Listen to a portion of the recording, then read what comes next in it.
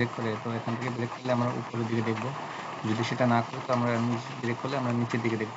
তো আপনারা দেখতে পাচ্ছেন যে আমার যে উপরে যে লেভেলটা ছিল সেখান থেকে নিচের দিকে বড় ধরনের একটা ফল, আমরা আমাদের যে লেভেল এখানে আমার বাইং ছিল, আমার বাইং ব্রেক ইভেন হিট হয়েছে এবং এখান থেকে আমরা দেখতে পাচ্ছি পুল ব্যাকের পরে মার্কেট বড় এবং একটা রিট্রেসমেন্ট আমরা এখন দেখতে পাচ্ছি।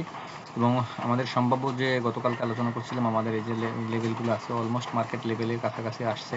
আমরা দেখব যে মার্কেট যদি আমাদের এই লেভেলকে রেসপেক্ট করে তো এখান থেকে আমরা কিছুটা এভাবে উপরে মুভ দিতে পারি। যদি আমাদের এই লেভেলকে মার্কেট রেসপেক্ট না করে তাহলে এই লেভেল ব্রেক করলে আমরা এখান থেকে অ্যাগেন সেলিং এবং আমাদের যে নিচের যে মেজর লেভেলে বা ডিমান্ড এরিয়া আছে সেখানে মার্কেট আসবে।